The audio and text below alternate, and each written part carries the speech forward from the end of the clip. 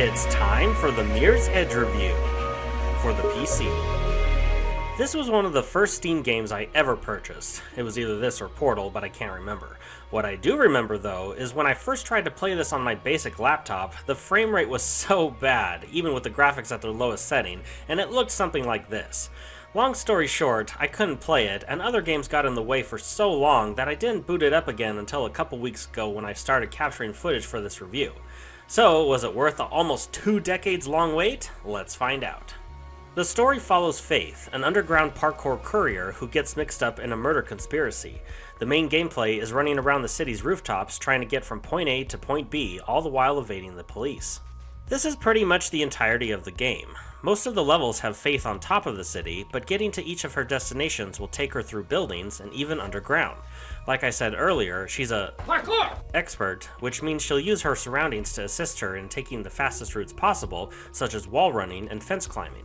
Be sure to read the signs though on electric fences, as it's not a good idea to touch them. The game discourages combat as much as possible, but there are some instances where you have to fight. Doing so isn't that difficult, and basic cops are the easiest of enemies to take out. You can either punch them to death, or if you're quick enough, you can take their weapon away when you have an opening to do so. There aren't ammo packs lying around, so using a gun will be an extremely quick experience, and ditching it is sometimes the better option as you can't run or perform parkour stunts while holding a large weapon. If you're able to run as fast as possible for a few seconds, you'll build up your focus that you can later use in situations where combat is mandatory.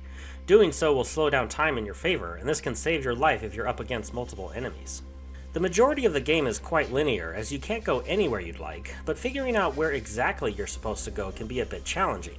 By default, runner vision is turned on, and this will highlight certain platforms or grabbable objects red, which makes it easier to understand where to go. Unfortunately, this makes the game less enjoyable, since it's basically like the game holding your hand and leading you each step of the way.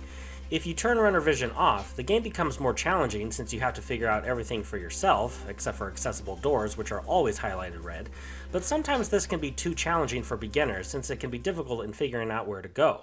Even if you have runner vision turned off, you can press Alt, which will immediately point the camera in the general direction of where you're supposed to go. I think the best solution is to keep runner vision on for at least the first 4 levels, then try playing the rest without it. There were only 2 other times I needed to turn it back on so I could figure out where to go, but again, after about 4 levels, I think most people should be able to play it without runner vision. For a 2008 game, the graphics look quite good. Even though the overall color palette is generally white for the city, there was quite a lot of detail on the rooftops. I also enjoyed the cutscenes with their unique graphical style.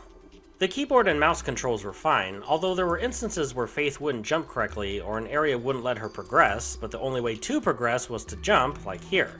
For some reason, I got up this vent fine the first time, but after I fell, I had the hardest time getting back up. This was also in an area that I pretty much despised due to the level of punishment I got if I fell down, as getting back up to this point wasn't exactly fun. Honestly, getting fun out of the game was the real challenge. I got pretty bored with it only a few hours in, and it felt like such a slog to build up enough will to keep playing, let alone finish it, and the campaign isn't that long either. It's one of those games that's hard to justify why I didn't really enjoy it, as there's nothing too objectively wrong with it.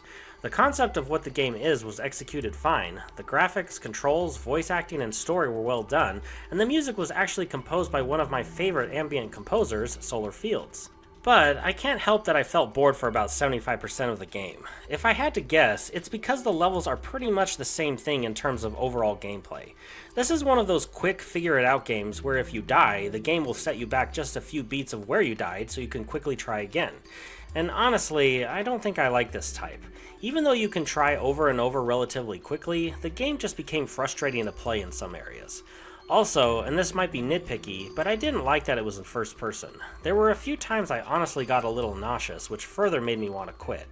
I don't know. I think this is one of those games I just don't care for, and not because the technical side of the game gave me problems. Well, for the most part. I think I just don't find that enjoyable for what it is, and if you do, that's cool, but it's just not for me. The game offers partially hidden collectibles throughout the levels, and time trials as incentives to keep playing, but this does not interest me. So, overall, while it's not a bad game, I don't think it's going to appeal to everyone, and personally, I don't see myself ever playing it again. This game gets a 3.25 out of 5 with the title of